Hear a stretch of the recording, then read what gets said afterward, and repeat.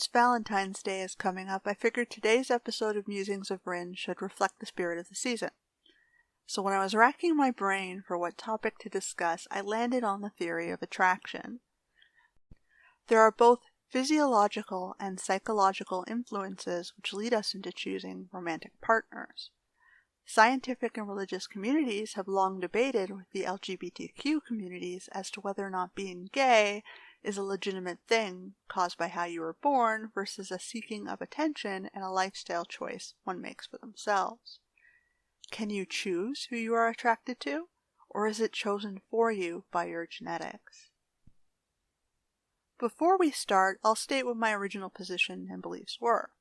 I identify as a pansexual biological woman, so for me, the idea that you could be aroused by both men and women is understandable.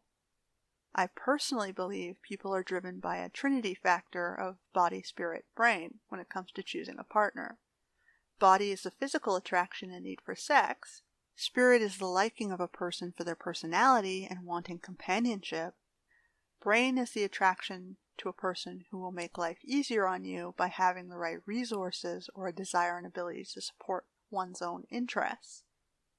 I believe trans and gay folks have a huge focus in on the body aspect, that pansexuals and lesbian folks focus in on the spirit aspect, and most gold diggers, gay or straight, focus in on brain.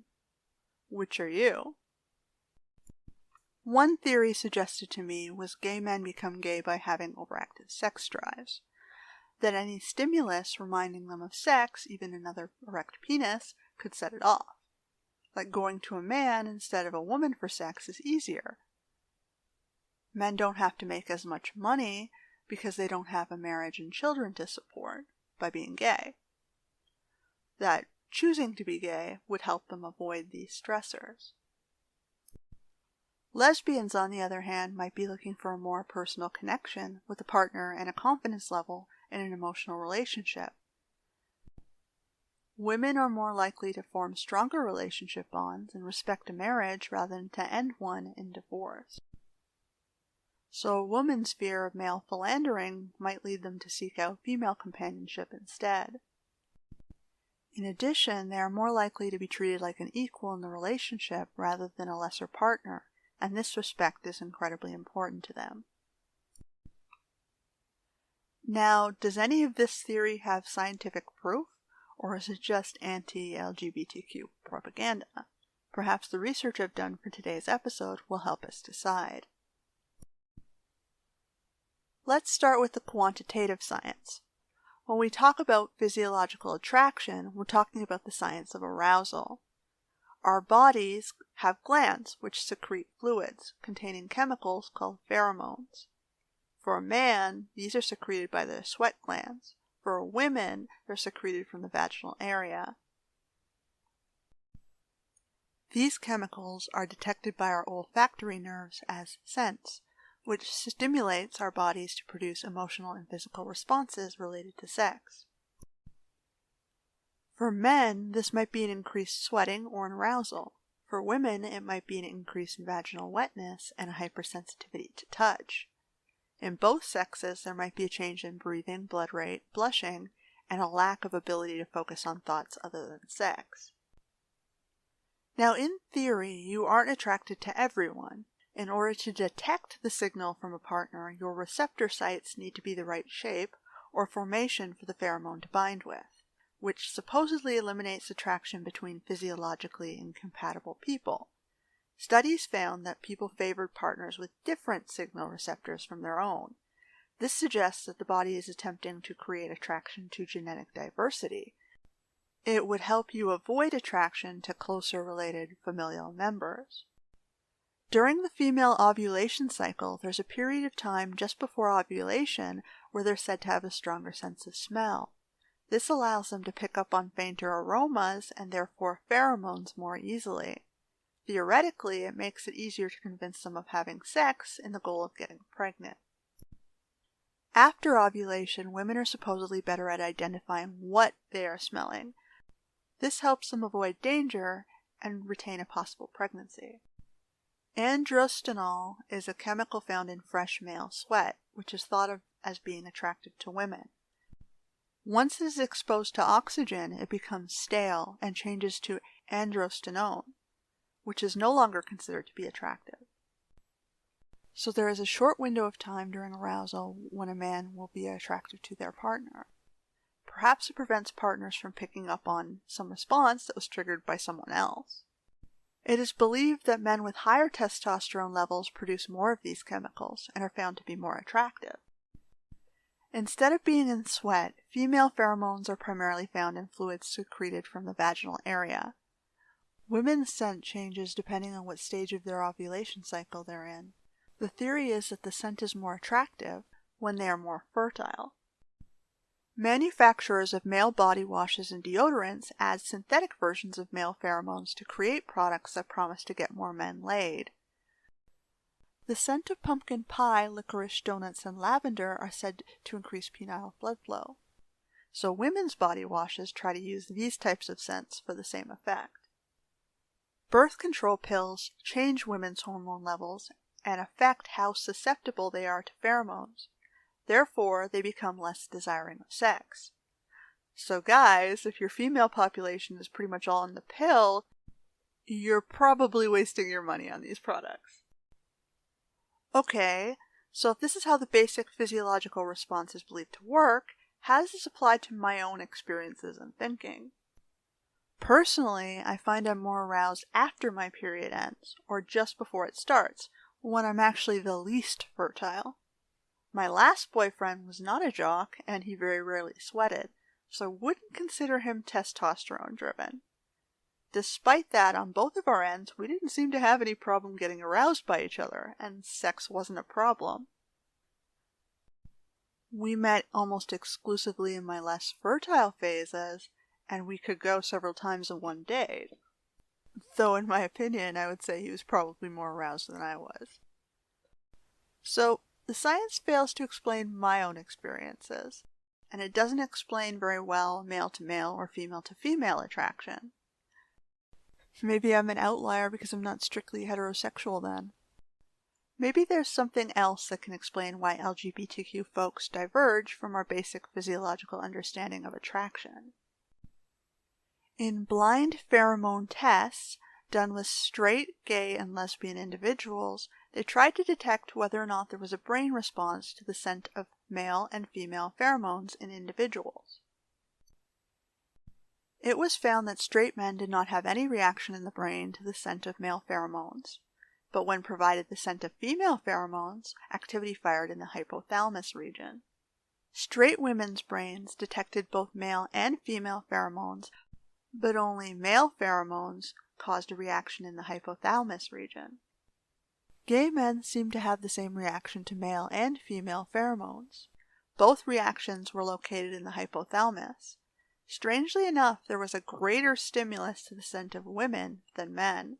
It was also a much stronger reaction than a straight man's reaction to a woman. For lesbians, they also had the same reaction to both male and female pheromones, and again it fired lower in the hypothalamus. They also had a stronger reaction to women than men, but compared to gay men and straight men and women, their reactions were less intense. From this, it appears that gay and lesbian folks appear to have overlapping signal detection, that they have an ability to detect both sexes' pheromones and generate a physiological response. When we look at gay men to determine where in the hypothalamus the signals were being picked up, it was found that the firing clusters were in the same positions as heterosexual women, not heterosexual men. Unfortunately, the study on lesbians didn't include this research, but I expect maybe we'd see something similar here, that they'd have clusters in the position similar to heterosexual men. This seems to show that there is scientific evidence that your sexuality is determined by your genetics. That to be gay or a lesbian, you need to have a mutation in the brain that lets you detect both types of stimuli. Gay men have a much stronger reaction and sex drive than straight folks. Lesbians have the smallest and lowest sex drives, but they can still get aroused, but it's more likely to be successful for a woman. If we consider physiology alone, then perhaps the position of the firing clusters helps determine a choice of male versus female. But scientifically, it's still possible that gay folks are simply bisexuals using other factors to push them one way or the other. We haven't considered the psychological side to attraction yet. Psychological attraction is not physical arousal. It's an emotional attraction based on personality, core values, interests, mood, and basic human needs. If we look at Briggs-Myers theory, there are 16 core personality types. These types influence how we perceive the world and make decisions. There's basically 4 major factors: your communication style, whether you're an introvert or an extrovert, how you absorb information by the senses or intuition, how you make decisions by thinking or feeling, and how you handle problems by judging or perceiving. Most psychologists agree that folks are more drawn to people who reinforce their core beliefs and personality.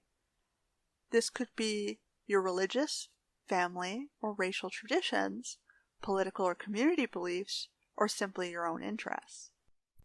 At its most basic, you will be attracted to folks with a personality that lets you be you. So where did I rank? Well, my personality type was an INFJ, the advocate type. As an introvert, I'm supposedly drawn to fewer friendships, but of the more meaningful nature. I supposedly like deep and meaningful conversations and calmer environments to safely explore thoughts and ideas. Okay, well, I'd say this is fairly accurate. I tend to prefer spending time with people I can interact with. I enjoy shooting the breeze and exploring ideas of various natures. I mean, I'm doing an educational podcast, aren't I? People of this type appreciate empathy and social harmony, but in my case, I was only slightly more emotional than rational. I was virtually borderline on that area. It implies that as being more intuitive, I pick up on things to connect the dots rather than simply react to what I see. I'm also more open-minded. I have a habit of being decisive, organized, and thorough rather than spontaneous. All this tracks, I would say. People of this personality type are thought to be insightful, principled, passionate, altruistic, and creative, but also sensitive to criticism, reluctant to open up, over-striving for perfection, having a desire to avoid the ordinary, and being prone to burn out. I don't know, you tell me on that one. Supposedly advocates are rare, but we like to surround ourselves with good, honest, authentic people who like to collaborate and work together to achieve goals. This makes folks a great partner, but one who might be considered critical or too involved. We're worth it though, because we'll dump time and effort into you, helping you achieve your objectives. But we're not for the faint of heart. You've got to earn their attention and efforts and give them something back in return. But what you'll get will be at a quality level much higher than other individuals because they put their whole heart and effort into it.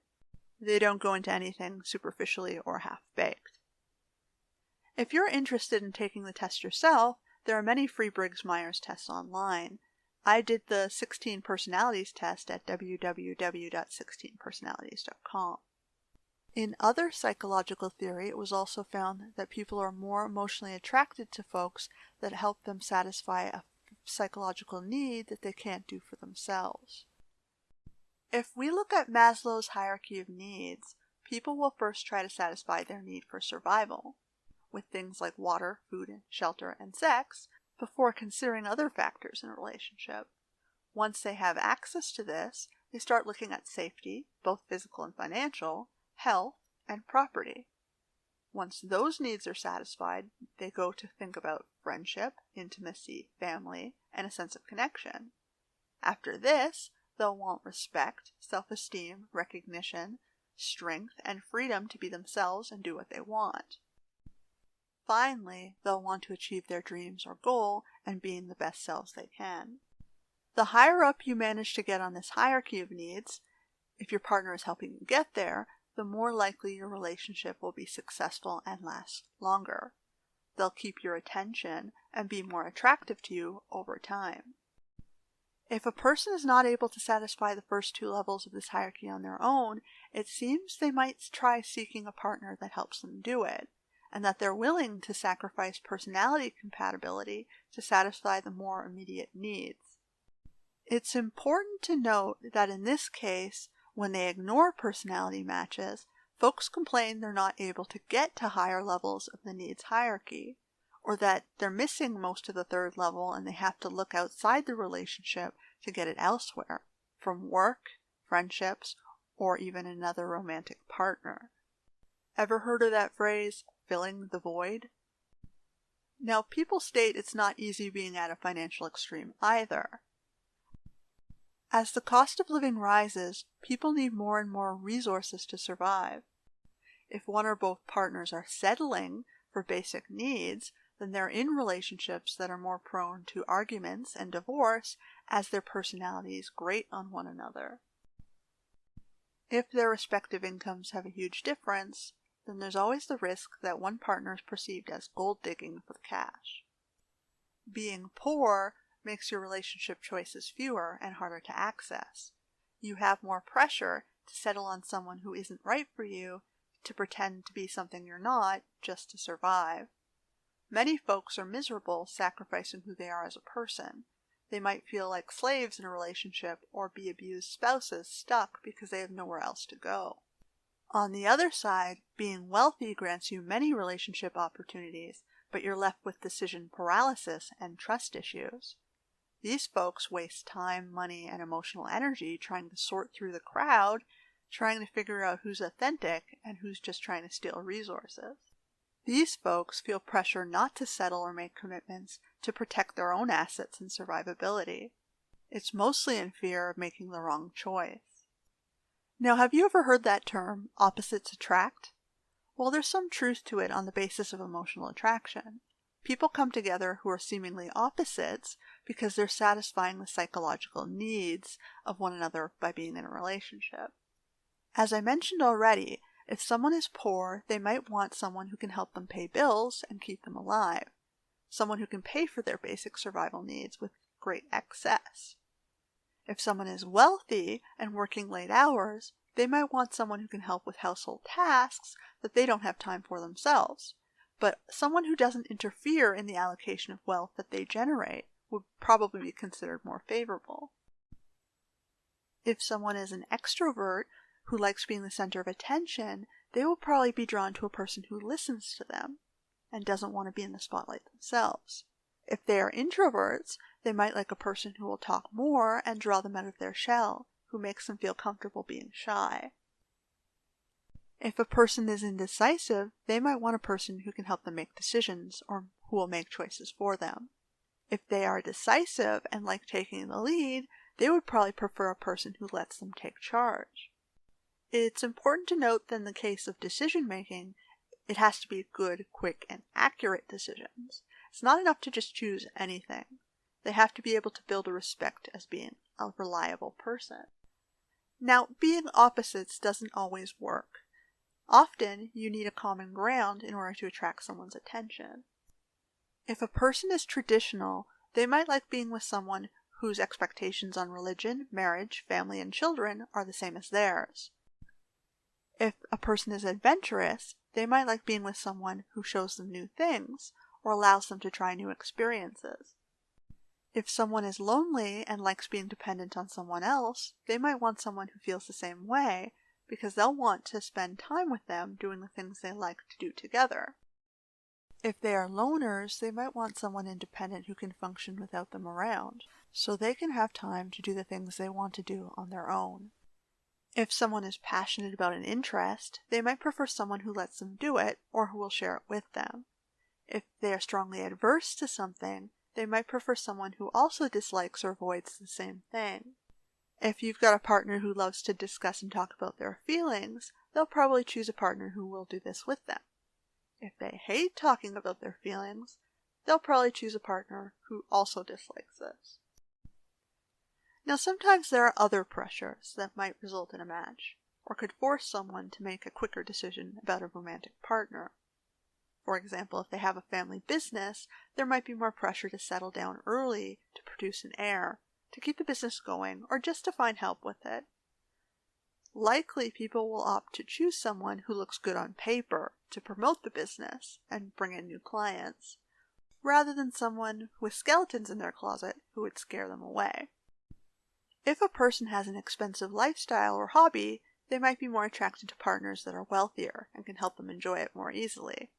Pretty much any hobby you can't do for free is going to add an expense to the relationship. This might be cooking, travel, fashion, collecting, video games, sports, cars, motorcycles, crafting, painting, gardening, you name it. You'll either want to allocate your own resources to the hobby, meaning there's less to share with another person and you need them to be financially stable, or you'll want someone with excess who can spend it on you and help you do this. Transgendered and disabled folks often complain that though they've got winning personalities, that they have a hard time finding a partner. You have to remember that these folks have expensive lifestyles simply because of the medical costs associated with them. This will make wealthier people very attractive to them, but these wealthy people have many partner alternatives. There might be another choice out there that doesn't add this cost onto their lives. Essentially, as you delve into the idea of emotional attraction, you'll find it basically shows people follow the path of least resistance in the pursuit of their own personal selfish happiness. So how does this affect the LGBTQ crowd? Well, you'll notice that most emotional needs are non-gender specific. Because they have the ability to be attracted to either gender, they've got more choices available to them. Those physiologically bisexual folks might be pressured to choose heterosexuality if their core traditional values require them to. They might also have a strong desire to have children. It's always easier to breed your own kids by being in a heterosexual relationship rather than be approved for adopting someone else's kid. Survival might depend on having access to finances, and wealthier folks often have the freedom to choose either gender. Because men typically have larger paychecks and more access to jobs than women, those physiological bisexual folks might find more appeal in being with a man to have less financial restrictions in their life. Therefore, you'll probably see more men presenting as gay and more women presenting as straight, even though they have the ability to detect both types of pheromones. When you've got two financially stable partners but have someone who is passionate about an interest, these folks gravitate to someone who lets them do it. Society has this bad habit of allocating interest to the male and female gender roles. When folks' interests cross the typically approved gender role boundary, usually we see people gravitating to same-sex partnerships. They try to replace a heterosexual partner in order to do that cross-gender role. For example, you might have a man who wants to be a wife or homemaker, who likes making clothing or baking. They might find it easier pretending to be a woman and lean towards finding a man who will let them do it. For women, they might want to be in control of their family, make the decisions, and control the assets. Many cultures traditionally don't allow women to take this role, so they find a woman who will let them do it. So, why don't these men and women pair up with each other then? Well, there are still societal pressures on gender roles. Even though they might be fine with swapping them amongst themselves, it might be easier to have their household only changing one of the roles instead of two. By having one real man or one real woman in the relationship, and I use these terms highly sarcastically, perhaps they get more familial or societal respect, which allows them to continue functioning in society. It's the traditional partner which gains the respect and resources, which allows them to survive. This implies that you'd have a lot more straight people out there if you just threw away the whole ideology on gender roles. Now, there is still the problem of having to meet someone to gain an attraction. Your lifestyle choices will affect which people you can interact with and who your dating pool is. People meet partners at school, the workplace, through friends or family, at gyms, at club or hobby sites, or through dating websites and agencies. Other things which might influence your choice are location, scarcity, and familial influence. it's easier to find a partner in the same city rather than cross-country. If you're living in a country that prioritizes male births and disappears women, you might not have enough women to marry your men. Women can ask more from a man because they have more choices available to them. You might also have more gay men, as the physiologically bisexual men will find men easier to attract. If you go to a private single-sex school while going through puberty and you've got bisexual physiology, you might be more likely to believe you're gay. If you work all the time, you might be more dependent on the internet or a family member to help you meet someone. Here, you have access to what you've been told. People lie, or don't always have the right information to help you make the right choice. You can't always judge physical attraction until you're in the same place. One other side to attraction is aesthetic attraction. Many folks claim that they're attracted to a personal appearance. But personally, I wonder if they're using their senses to perceive personality traits that might satisfy their psychological needs. For example, if you meet a person who wears expensive clothing, you might assume they're financially stable. If you meet a person who doesn't follow clothing trends, but wears stuff that matches their personality, you might believe they are thrifty and aren't going to waste money superficially. If they wear bright, flashy colors, they might exude confidence, which could be considered sexy to some. If they wear neutral colors, they might allow someone standing beside them to shine in the spotlight, letting them take the center stage. If you need someone who meets societal beauty norms to show off at work functions or family gatherings, maybe you'll find a partner who likes the current trends. They won't embarrass you in public by their appearance. If a person is physically fit, it might mean they are healthy or into fitness. Maybe you can infer more stamina, which would attract an outdoorsy or sporty type, or maybe someone who just wants more bedroom activities. If someone is larger or overweight, it might indicate they like food, and if you like to cook or bake, they might be a better match, as you've found someone to eat your cooking. If someone is anorexic, this might be a deterrent if you're looking to have children because they have a harder time getting pregnant.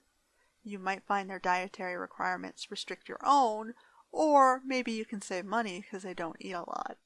If someone is strong, that can help you with heavy lifting, opening jars, or can carry you across a threshold if that's your thing. If someone is graceful and can move well, maybe they'll like to dance with you if you're interested in looking for a partner.